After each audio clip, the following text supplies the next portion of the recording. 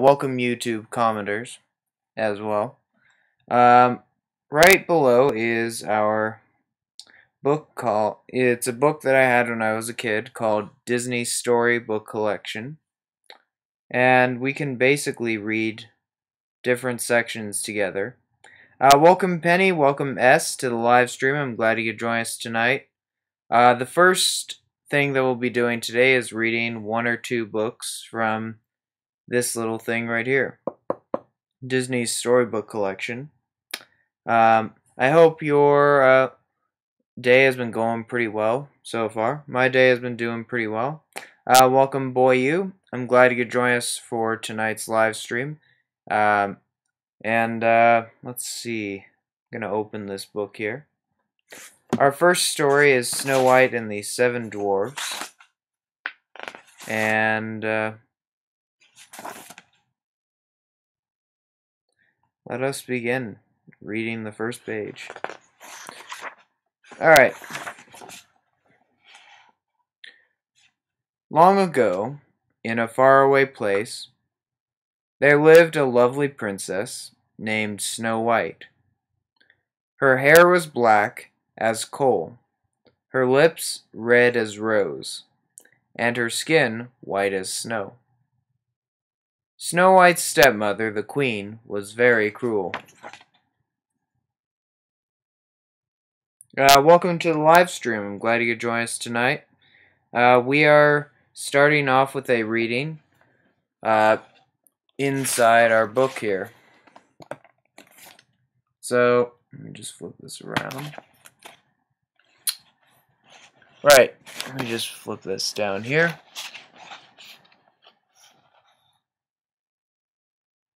Yep, this is Snow White.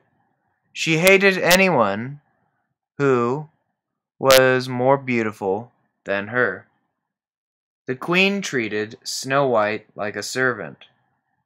Welcome, sweetie, welcome, Rose's Rose, and everyone else to the live stream. We are doing Snow White. We are starting off with Snow White today. Snow White never complained.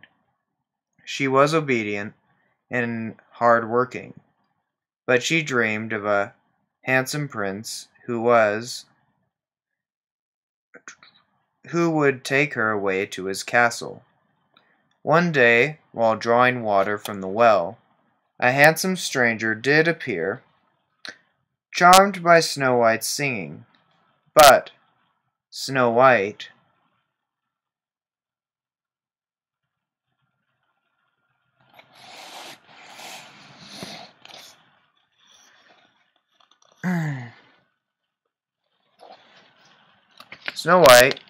was too shy to speak to him.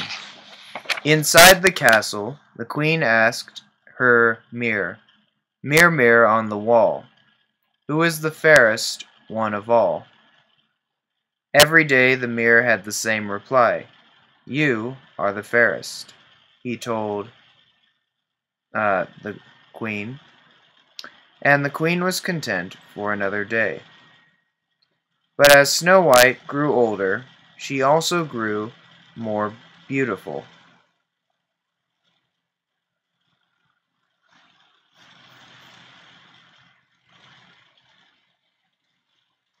And the queen became very jealous. One day, welcome to the live stream. I'm glad you could join us tonight. We're starting off with a reading from Snow White and the Seven Dwarfs. Feel free to read along. One day, the magic mirror told the queen that someone else was the fairest in the land. It was the princess Snow White. In a rage, the queen called her royal huntsman into the throne room. Take Snow White into the forest and kill her, she commanded. And a beautiful carved book. Poor Snow White, said the hunter to the innocent princess. That wasn't what I wanted. I cannot kill you. You must run and hide from the queen. Snow White was so frightened that she ran off through the dark woods.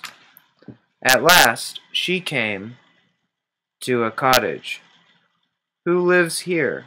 Snow White wondered.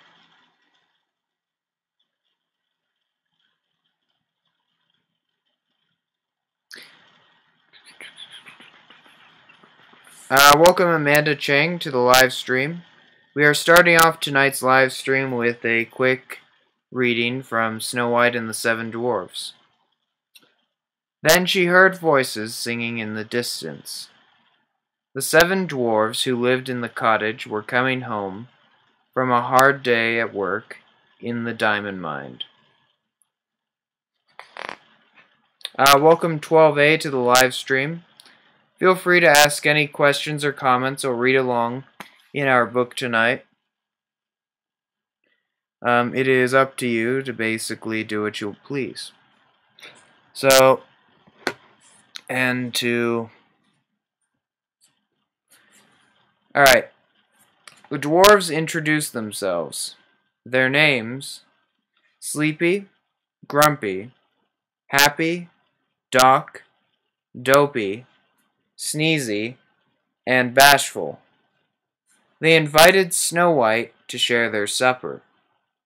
Snow White felt so safe with the dwarves that she decided to stay with them. But the evil queen soon found out that Snow White was still alive. Welcome Choo Choo and Jokes. I'm glad you could join us for tonight's live stream. She would have had to take matters into her own wicked hands.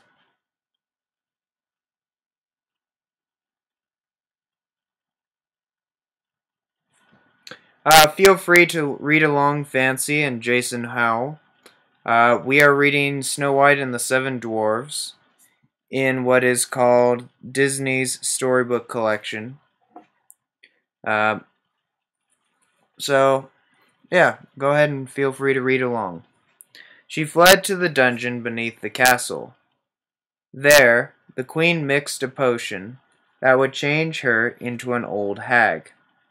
Then she took an apple and slowly dipped it into another potion.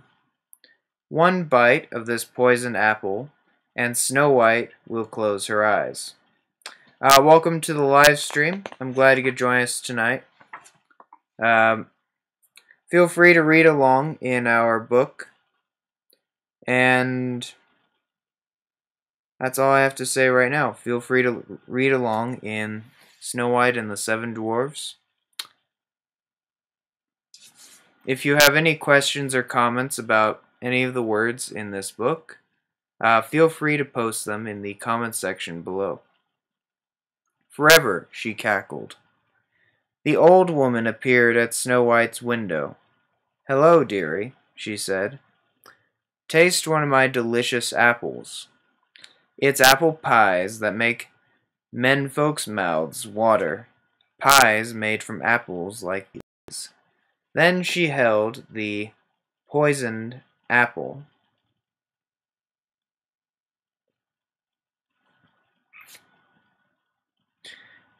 out to Snow White. The birds tried to warn Snow White away from the poisoned fruit. They fluttered and flew around the hag, trying to make her drop the apple. Stop it, cried Snow White. The birds flew away sadly. Then the animals of the forest ran to the dwarves to warn them that something was very wrong, and they needed to come home right away.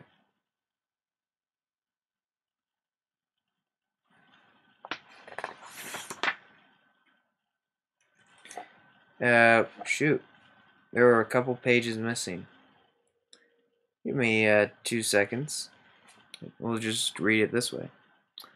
Go ahead and read along, Jason Howell and everyone else joining on our little reading exercise here. Welcome, Judy. We are reading Snow White and the Seven Dwarfs. Feel free to read along with the text.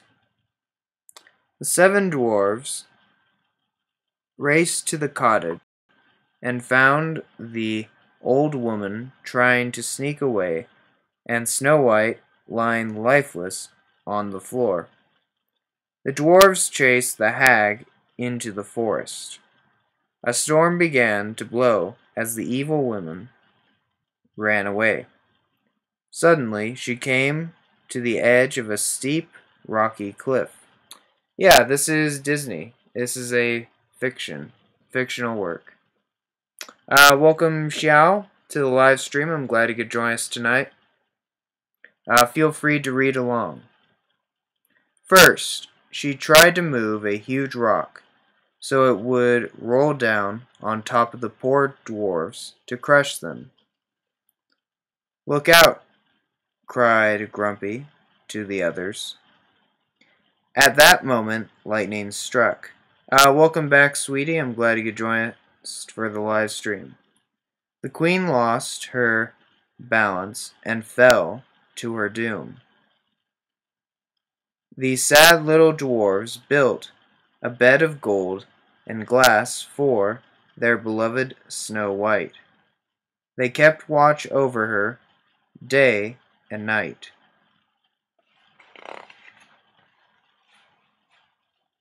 Welcome back, Jokes. I'm glad you could rejoin us for the live stream. Oh, nope, we actually did have the other pages. Welcome, TCH, to the live stream. We're going to read a couple Disney books, and then we'll move on to something else. Then, one day, a handsome prince rode into the forest. How beautiful the young woman was! The prince knelt down and kissed Snow White tenderly. His kiss awakened her. Then Snow White and the prince rode off into his kingdom, where they lived happily ever after. Welcome, Moo83. I'm glad you could join us for tonight's live stream. Feel free to read ahead. We're going to do one other story, Pinocchio, before we move on to our next topic. So I'm going to put up, here's the cover page on the side, Pinocchio, and I'm going to bring up the first page for you all to read. To everyone on YouTube, thank you for watching. It's a little difficult to put the book on the live stream page as well as read it, so maybe it will be edited later when I have more time. So, feel free to read ahead, ask questions about anything said in the text or commentary, and let us proceed. Once upon a time, Geppetto, the wood carver, made a special puppet that he named Pinocchio. Welcome, Like SN. I'm glad you could join us for Pinocchio. I wish you were a real boy, said Geppetto sadly. That night, the Blue Fairy came to Geppetto's workshop.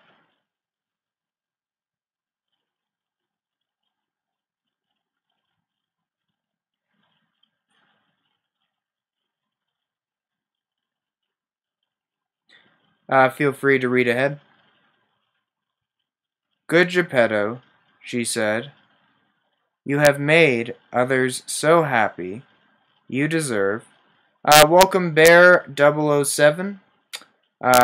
Like your username. I'm glad you could join us tonight for Pinocchio. To have your, thank you for the donation, MU83. You deserve to have your wish come true. Smiling, the Blue Fairy touched the puppet gently. With her wand, little puppet made of pine, wake. The gift of life be thine. And in the blink of an eye, she brought Pinocchio to life. Pinocchio, if you are brave, truthful, and unselfish, you will be a real boy someday, said the Blue Fairy. Let's see. How's everyone's day going while we flip to the next page? My day's going pretty well in the U.S. It's just kind of toward the end of the day, so that's basically what I have to say there. I'm just glad to be with everyone on the live stream. And feel free to read ahead, post any questions about words that pop up, or about the story itself in the comments section below. Then she turned to Jiminy Cricket. Jiminy, she said, you must help Pinocchio. She told Jiminy that she was giving him a very important job. He must be Pinocchio's conscience, keeper of the knowledge of right and wrong. The next day, Geppetto proudly set his little wooden boy off to school. Jiminy Cricket will show you the way, said Geppetto. Welcome to the live stream. I'm glad you could join us tonight. Thank you for being with us. Be sure to go right there. Pinocchio headed off, but never found his way to school.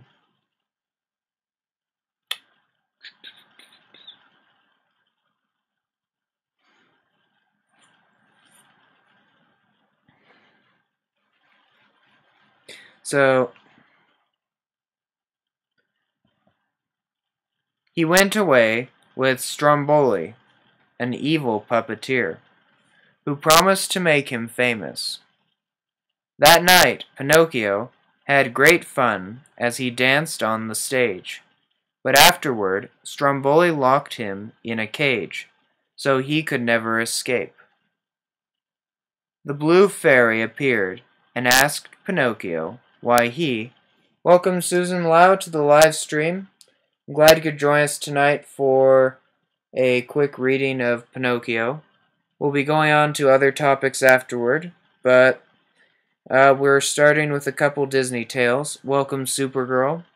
Go DC Comics. That's all I have to say right now. And while we're going to our next page, I must remind you that you can ask any and all questions during the live stream that you have. So, with that in mind, let us read forward to the next page. Hadn't gone to school. Pinocchio lied and told her he had been kidnapped. Suddenly, his nose began to grow. When Pinocchio finally told the truth, the fairy set him free. I'll forgive you this once, Pinocchio, but this is the last time I can help you. Remember, a boy who wouldn't be good. Flip to the next page.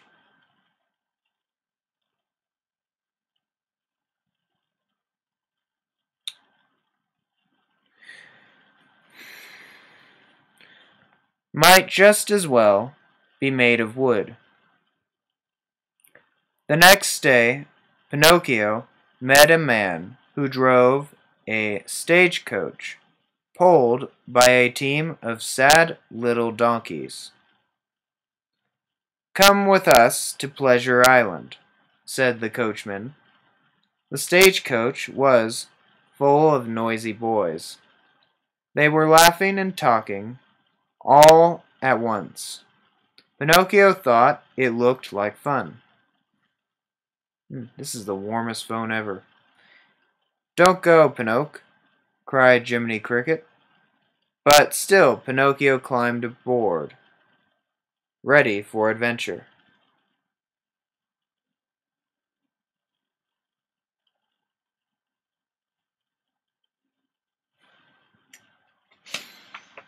Alright, to anyone who pops up on YouTube, I am not checking the comments, but feel free to post comments in the comment section with each other.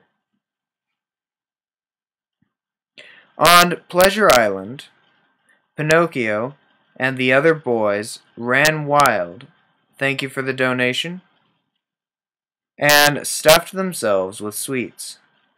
But Pinocchio's fun did not last long. All of a sudden, he began to grow donkey ears and a tail. Pinocchio was frightened. He and Jiminy Cricket ran for their lives away from Pleasure Island. But when the two returned home, Geppetto was gone. Pinocchio was very upset. Where could Geppetto be? A dove suddenly appeared with a note from Geppetto. Alright, so feel free to read any of the text in the book, and feel free to also comment in the comment section below any questions about the words in said book. This is the story of Pinocchio for anyone who pops up on the live stream in the next couple of minutes. And that's what I have to say about that. Feel free to read ahead, and feel free to engage in the comments section. Note said he had gone to sea to look for Pinocchio and had been swallowed by a whale.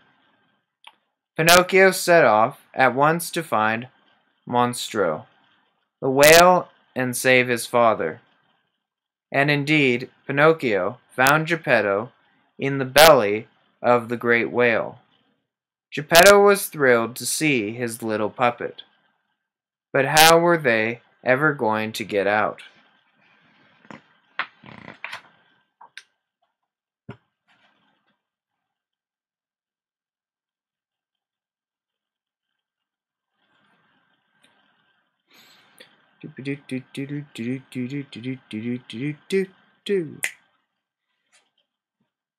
There, Pinocchio had an idea. Together, they built a fire and used the smoke to make Monstro sneeze. Geppetto and Pinocchio were thrown out of the whale and into the sea. Fighting the waves, Pinocchio helped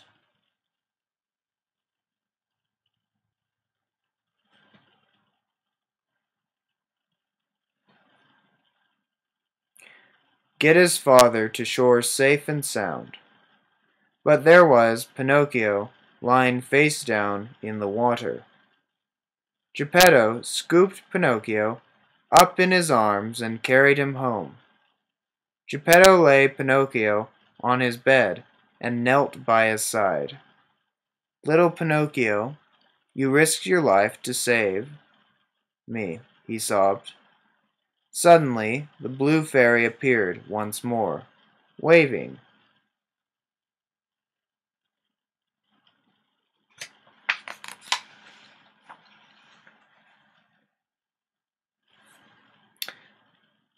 Okay, so sound means... So, a sound is basically something that's produced from your... through your voice. So, through a voice, or through a siren. It's what comes out of a siren or your voice. That's what sound is. So, currently, but while I'm talking right now, I am producing sounds with my voice through projecting them out. And the words that I'm reading are actually a combination of sounds that produce the words. For example, the sound that a cricket makes is a chirping sound, whereas the sound that a deer would make when eating grass is a chomping sound.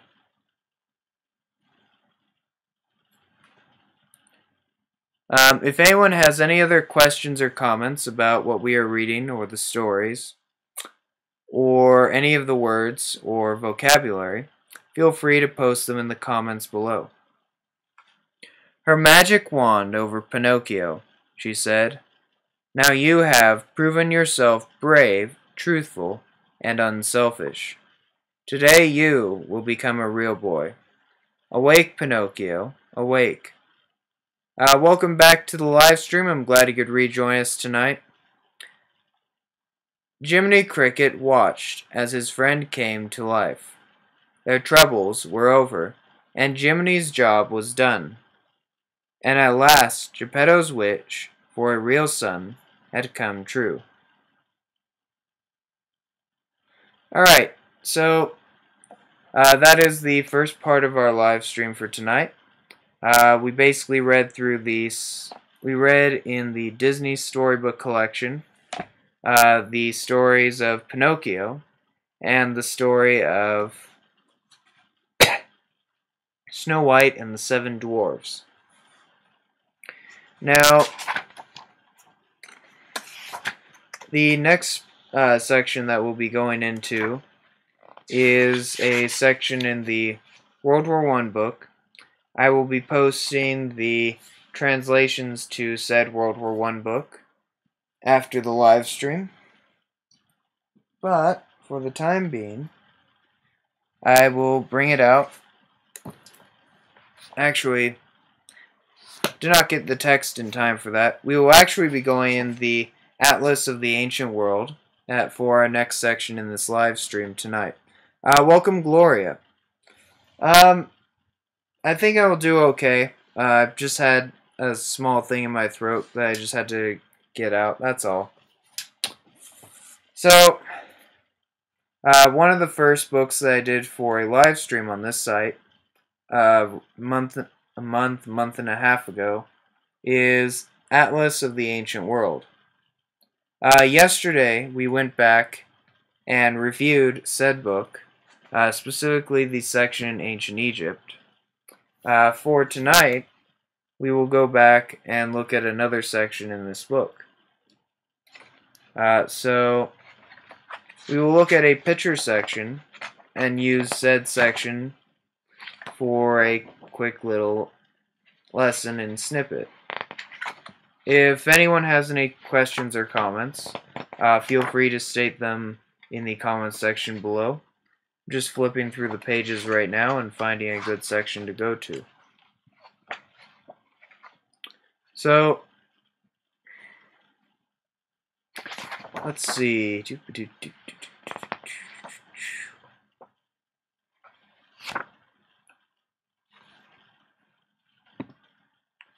Just gonna flip through the pages, and right about here. Nope, that's not it.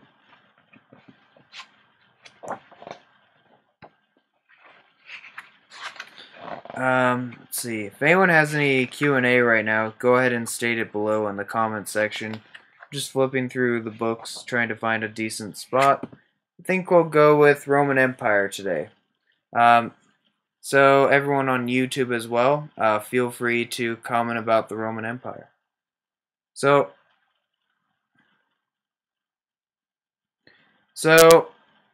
this is one section in our Atlas of the Ancient World book on the Roman Empire.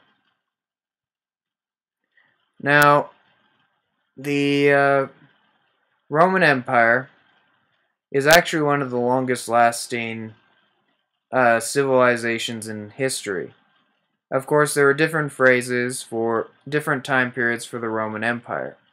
Roman Empire was divided into the Kingdom, the Republic, the Roman Empire, and technically the Byzantine Empire is the Roman Empire via the surviving Eastern Empire that lasted another 1,000 years on its own.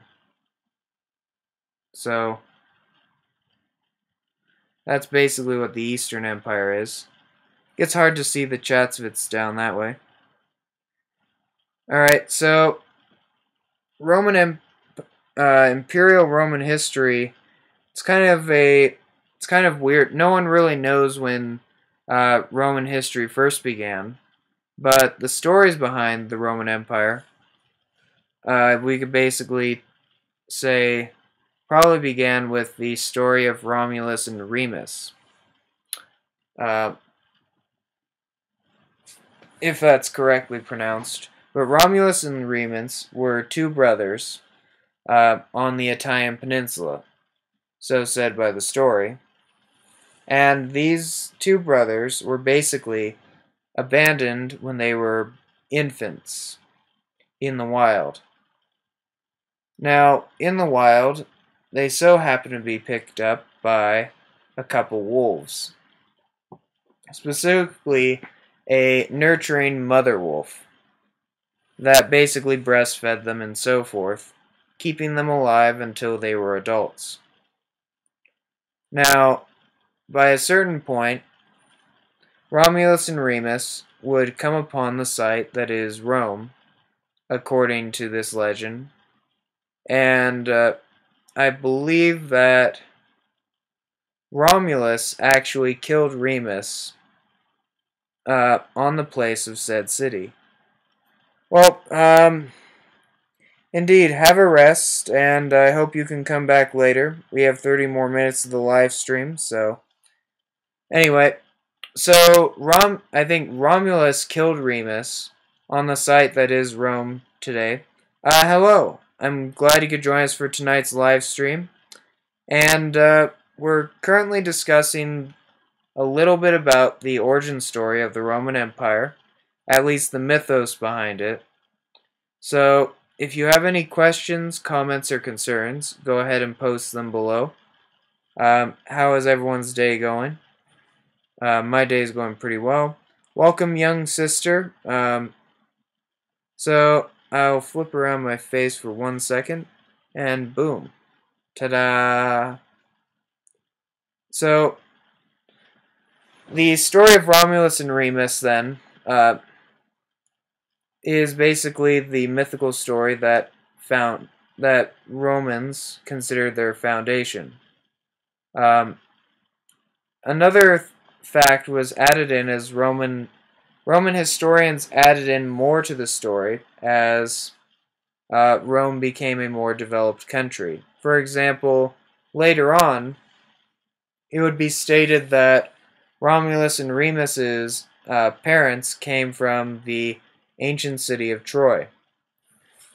Troy is a city that's located in what is modern-day Turkey. Welcome back, Penny. In which the Iliad took place.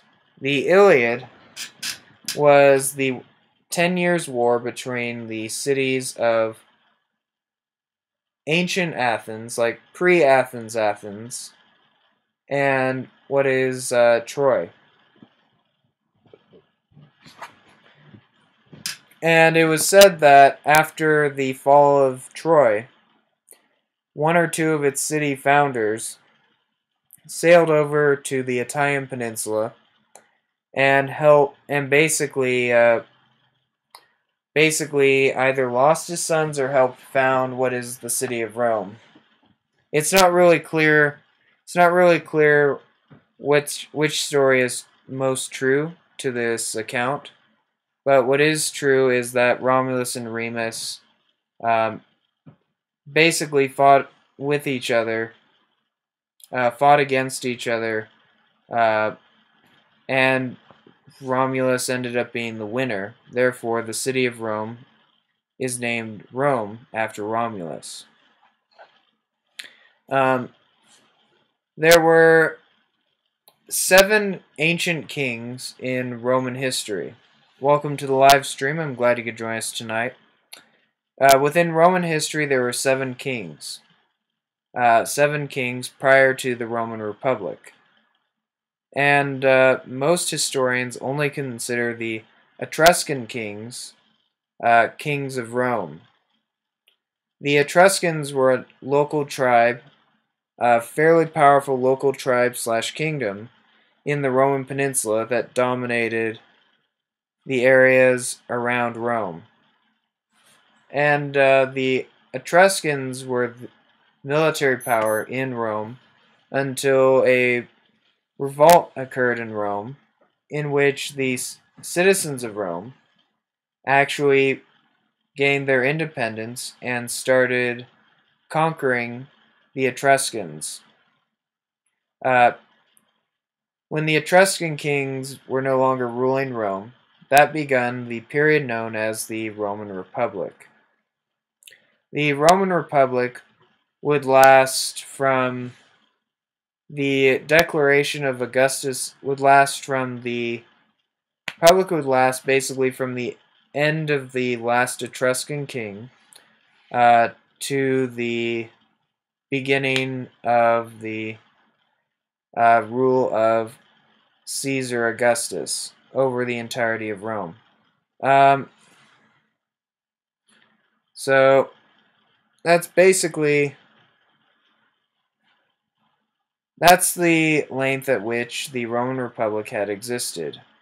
So if we go back, the Roman Empire then lasted approximately from 10 or 20 BC till around 476 AD. The Roman Empire was actually a time period in which Rome was most revered during the empire, but also the empire, specifically after the 2nd century AD, the Roman Empire was very much in chaos on and off.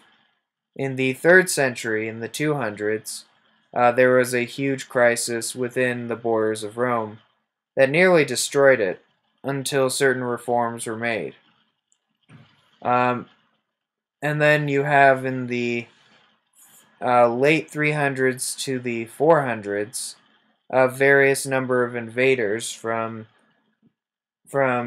the place called Germania, which is modern-day Germany, where different tribes came in and were running away from tribes from Central Asian steppes, like the Huns.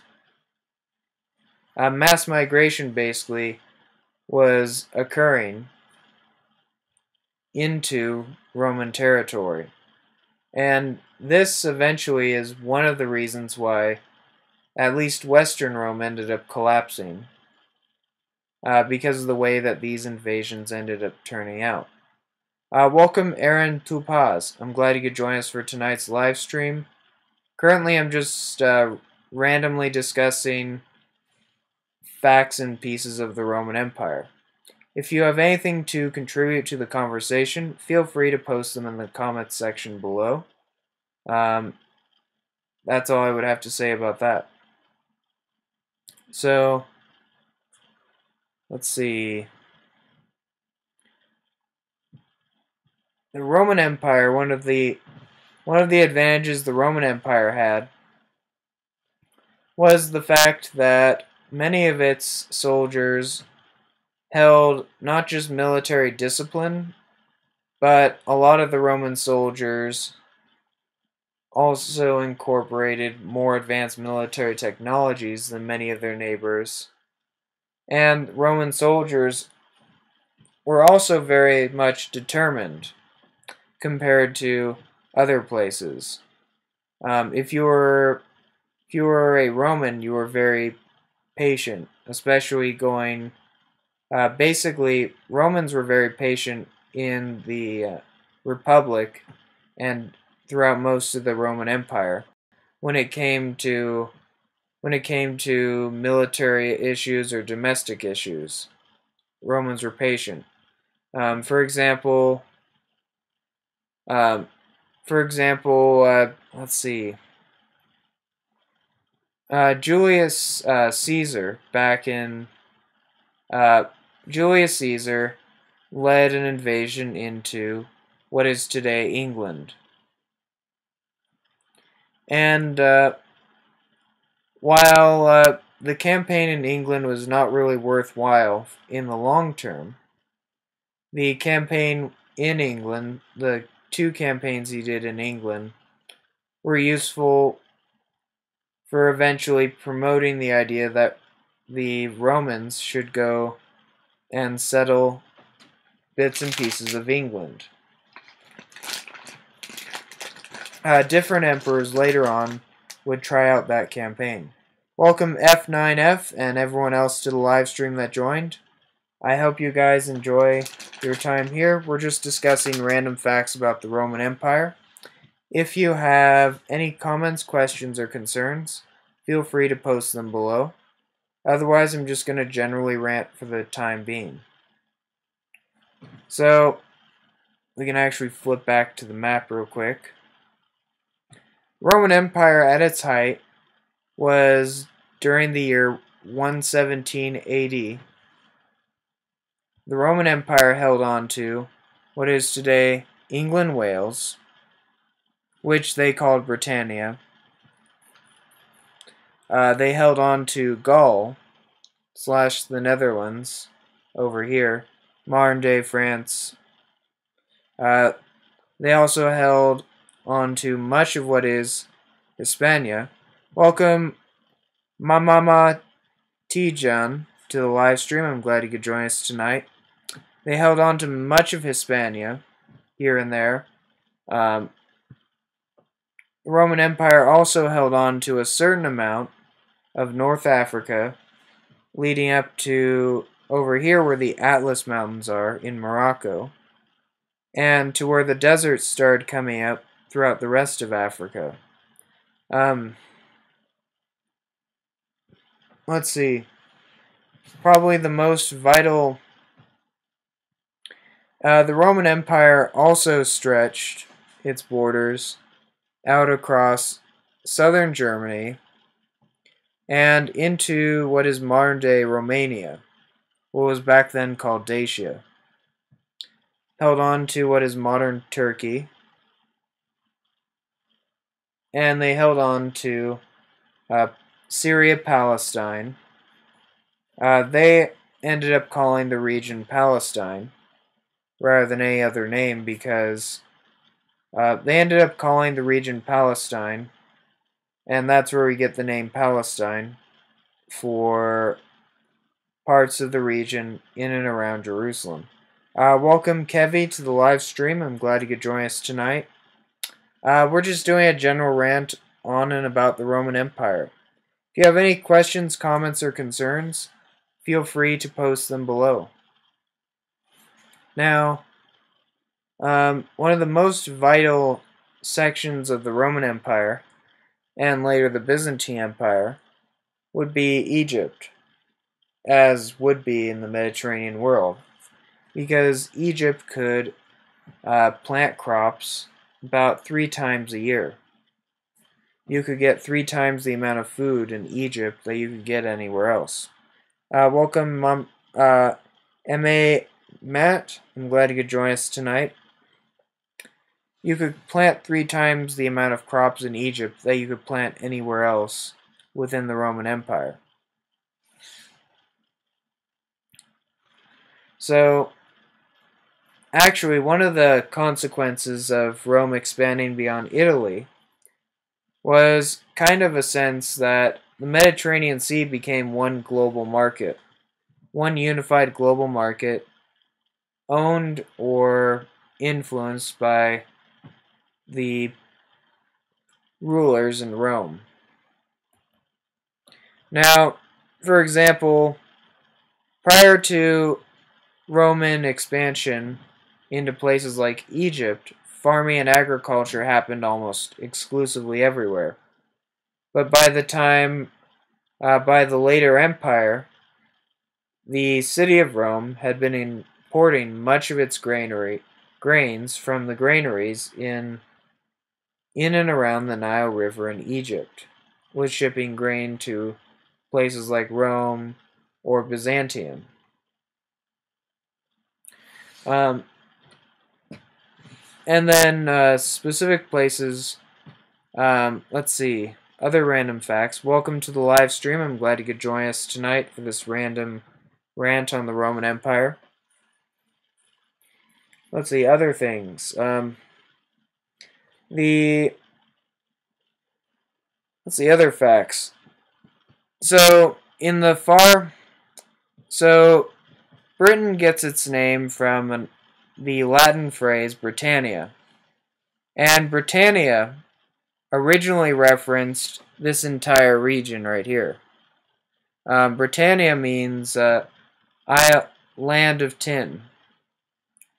And in the far past, Britain was a place in which tin was collected from and traded to other places. Welcome C2D. I'm glad you could join us for tonight's live stream. Britain was basically a place in the ancient world prior to the Iron Age in which tin was actually mined and sent elsewhere from. Let's see. The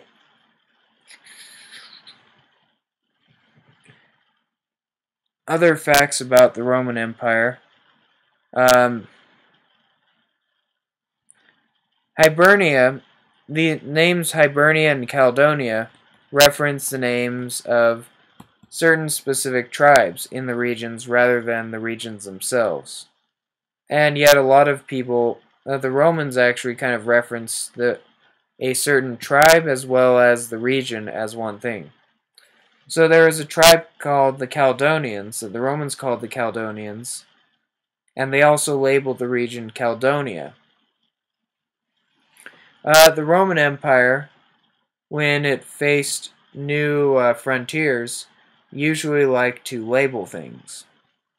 In fact, one of the German tribes was actually named Those People in Latin. The name for one of these German tribes was actually Those People.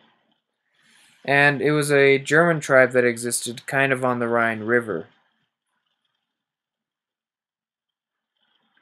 And the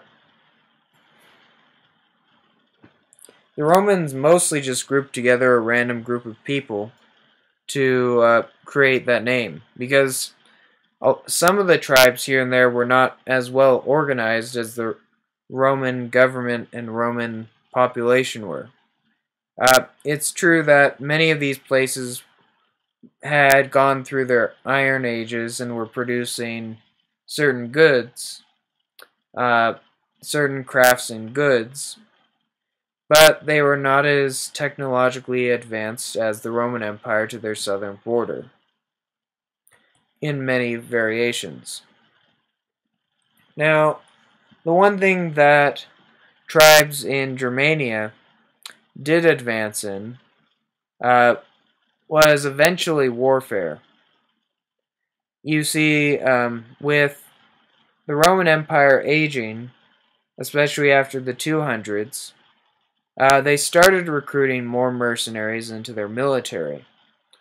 For example, let's see. Certain tribes, like the Visigoths, were allowed to settle inside Roman territory for the defense of the empire.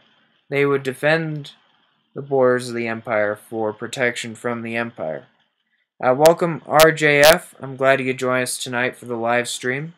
Just doing a random rant on the Roman Empire. If you have any questions, comments, or concerns, feel free to post them below.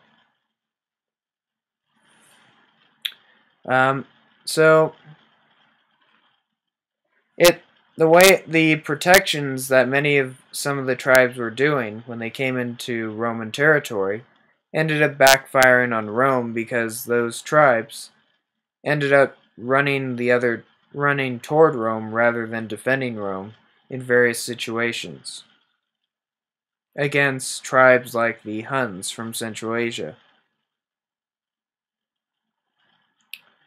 Let's see. The Roman Empire had built upon various road systems across their lands. For example, the Roman Empire built road systems that all led to and from what is the city of Rome, or to and from whatever capital was the capital of the time. Rome was never always the capital of the Roman Empire. In fact, prior to the capital of the Roman Empire moving to welcome to the live stream, keep doing, and welcome back, RJF.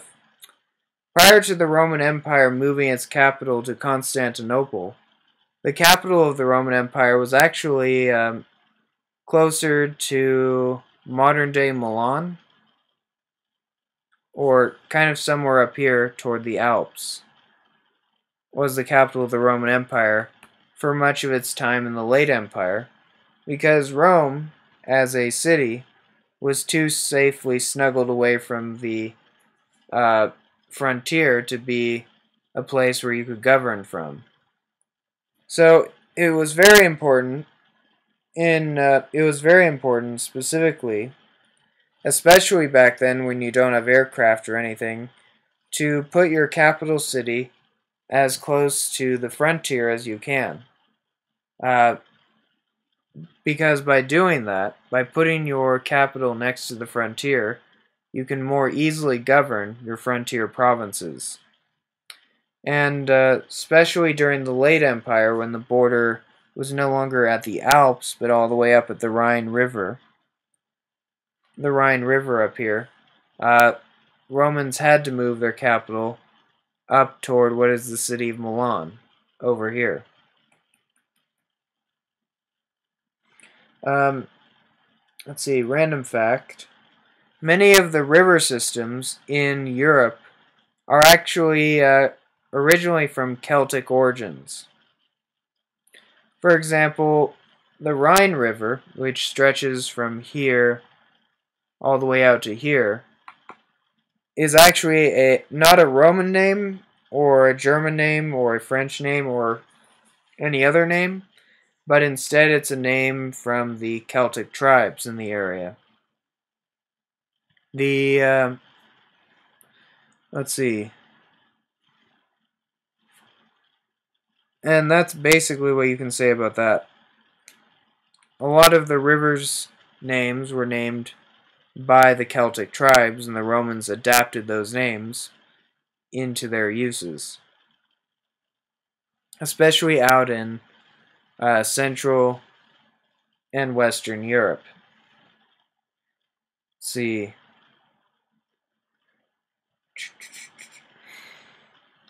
The Roman Empire had two really bad provinces. Always had two bad provinces, especially toward the late Empire. Those two nasty provinces, welcome Star to the live stream, glad you could join us tonight, were as follows. Britannia, up north here, was one of the most difficult provinces to govern because of its distance from the capital city over here, as well as the fact that many of the tribes in Britannia, in and around Britannia, consistently hated Roman rule. Another terrible place to be in the empire was what is considered modern-day Palestine right here. Welcome Lobsang Kaldong to the live stream. I'm glad you could join us tonight. We're just talking about random facts of the Roman Empire, so feel free to enjoy. And to anyone on YouTube that's watching, thank you for joining us as well. So, Syria was kind of a bad province. Syria-Palestine was a bad region, in part because the people that lived in Palestine, Syria, were basically people who thought that they should be independent from Rome. Welcome, Kathleen, and welcome, Rachel. I'm glad you could join us for the live stream tonight. Just talking random facts about the Roman Empire. We read 2 Disney stories earlier within the first 30 minutes. So I hope you guys enjoy the live stream that we have right now. But the reason that Palestine was actually one of the 2 worst provinces in the Roman Empire was the fact that many of the civilians in Palestine did not take kindly to rule by Romans. Sure, if you look at the New Testament, You look at the figure Jesus, for example, he usually was a figure that was pro-Roman authority. He was for Roman authority rather than local autonomy. It's actually one of the reasons why Jesus was targeted to be crucified at a certain point too. But we can talk. Not going to talk too much into that. Let's see.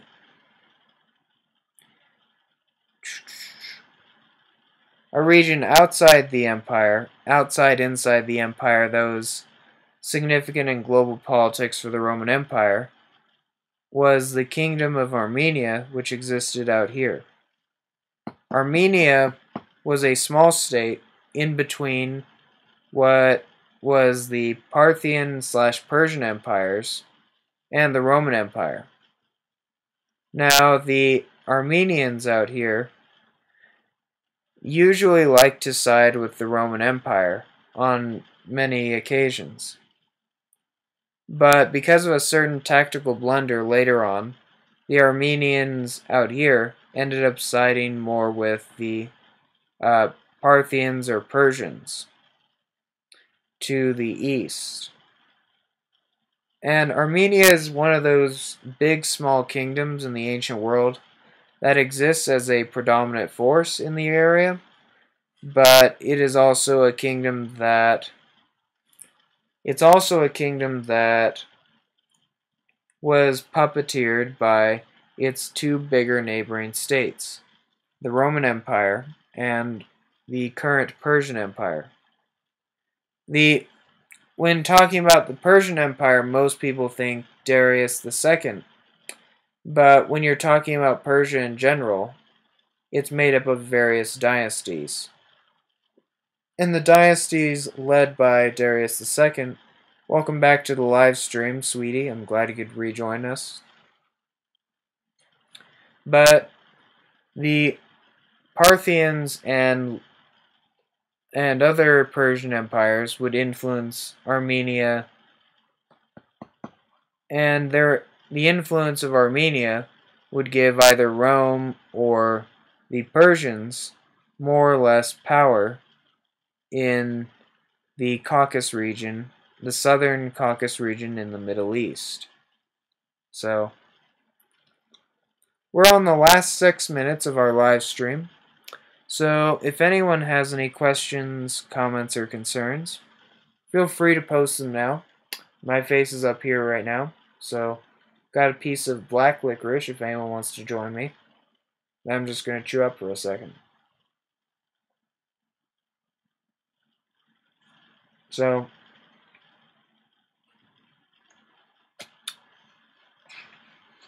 we're on the last 6 minutes. I'll be doing another live stream tomorrow. Probably around the same time, but maybe earlier.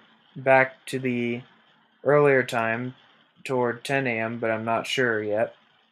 It all depends. But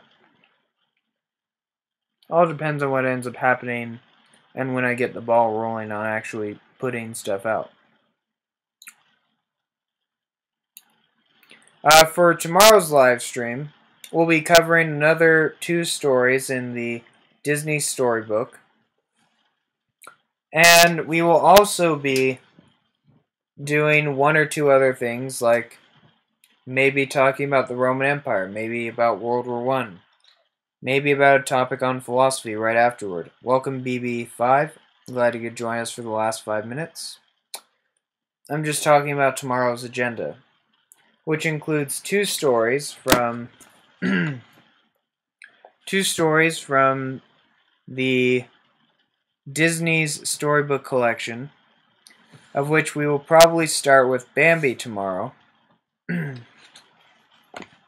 We will start with Bambi tomorrow, and we will move forward to Cinderella right afterward.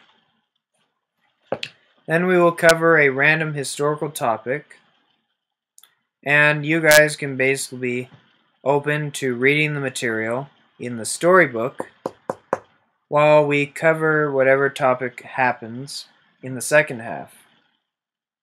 Now, if any of you guys have a historical topic that you want covered, feel free to post so in the comments below, or talk to me after the live stream in a few minutes. I am down to do most anything when it comes to historical topics, but just so that everyone can read a book together, read a story together, improve your pronunciation, and listen to me read, we'll be reading 2 more stories from this storybook collection right here. Welcome back, sweetie. Thank you for the gift. So, as a recap, we covered Pinocchio and Snow White today, and tomorrow, in this book, we will cover Bambi and Cinderella. Feel free to read along tomorrow. I will definitely, if we do anything complex, let's look at a primary source book tomorrow. I will post the translations. So, I'm also opening to chatting with you guys, but the typical way that I end up doing these specific live streams is through a reading or two. So, but if you guys want to chat, welcome Will to the live stream, and welcome 7BD. If you want to take a time period to chat for tomorrow's live stream, feel free to do so. I have no problem with that. Mostly readjusting my live streams from earlier, which were based on reading stuff from Atlas of an Ancient World, the 70 Wonders of China live streams, and the Civil War live streams. I'm readjusting away from those and toward other live streams because it's more efficient to put together reading material that everyone can understand, and then we discuss together anything beyond that. So, we have 1 last minute, so if anyone has any questions or comments, feel free to say so right now. Let's see.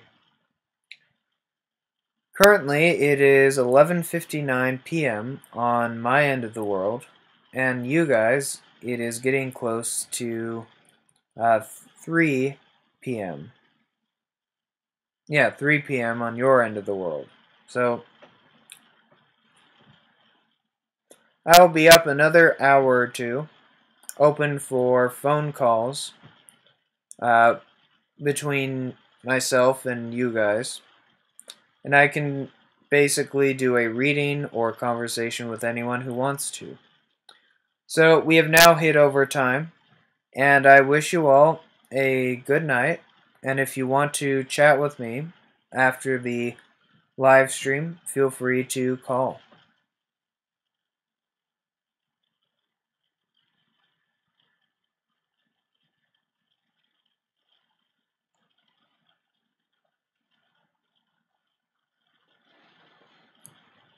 And to all the commenters on YouTube, thank you for your time, and I will see you tomorrow.